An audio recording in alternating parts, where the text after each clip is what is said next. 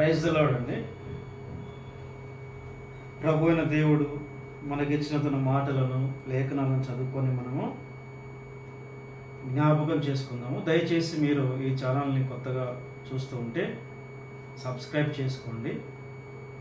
దయచేసి వాక్యం చూడండి. పరిశుద్ధ గ్రంథం నుండి కొత్త నిబంధన నుంచి 2వ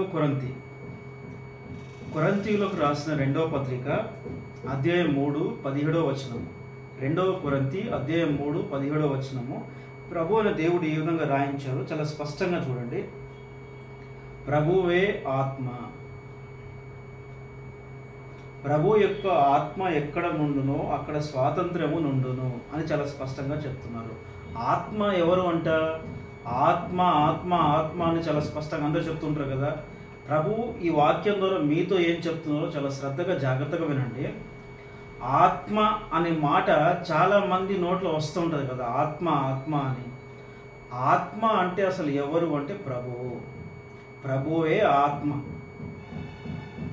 ఆత్మస్వరూపి ఆయనే, సత్యస్వరూపి అయిన ఆత్మ ప్రభువే ఆత్మ. ఇక్కడ ఆత్మ అంటే అర్థం ఏంటి అంటే, గలతీయులకు రాసిన పత్రికలో అధ్యాయం 5:22వ వచనంలో చాలా స్పష్టంగా రాయబడి ఉంటుంది. ఆత్మ అంటే అర్థం ఏంటంటే, ఆత్మకుండే లక్షణాలు, ప్రభువే ఆత్మ కాబట్టి ప్రభువుకుండే లక్షణాలను బట్టి ఆత్మ అంటారు. ఆత్మ అంటే అర్థం ఏంటంటే ప్రేమ అని అర్థము, ప్రభువే ప్రేమ.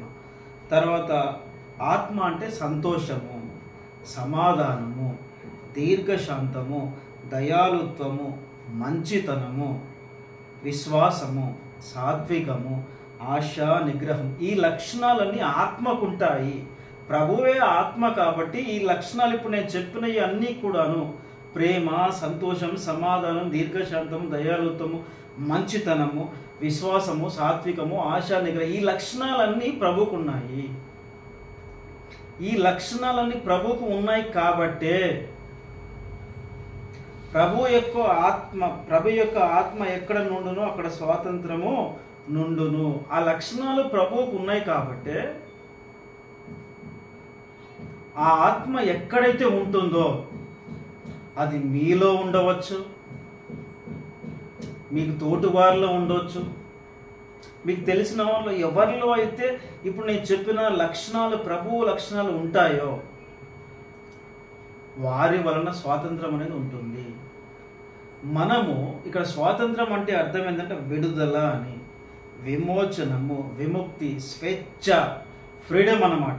దాసత్వం నుండి విడుదల, ఆటంకం లేకుండా.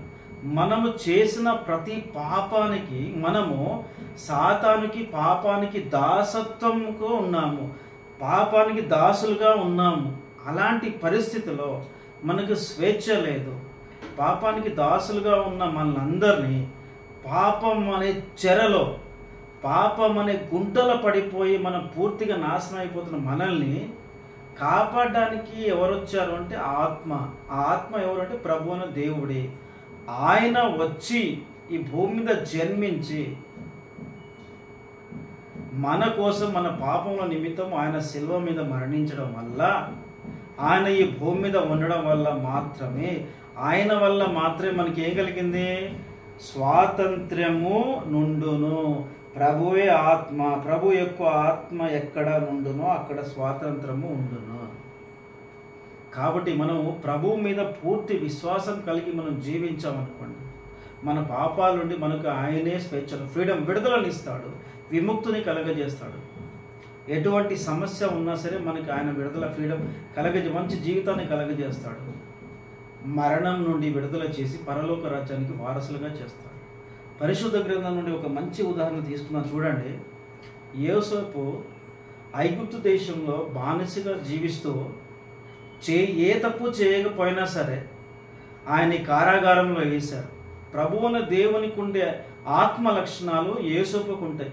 యోసేపు పాపము చేయడానికి ఏమాత్రం ఒప్పుకోడు. ఆయన ఏమాత్రం కూడా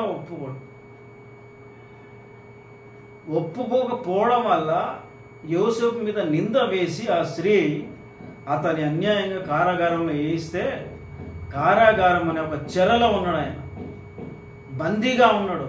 విముక్తి లేనివాడుగా, మోక్షం లేనివాడుగా, ఫ్రీడమ్ లేనివాడుగా, ఆటంకం కారాగారంలో ఉన్నాడు ఆయన.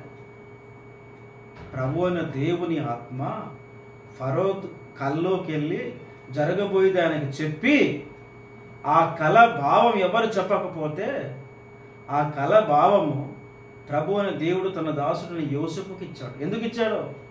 దేవునికున్న ఆత్మ లక్షణాలు యోసేపుకున్నాయి. జరగబోయే విషయాలన్నీ చెప్పడానికి ఆ దేశంలో ఒక యోసేపుకు తప్ప ఎవరికి కూడాను అర్హత లేదు. అందుకే ప్రభు అయిన దేవుడు తన ఆత్మను తనలో ఉంచాడు. అందుకే ఫరో అన్నాడు, ఈ విధంగా దేవుని ఆత్మ కలిగిన వ్యక్తిని మనం చూడగలమా అని.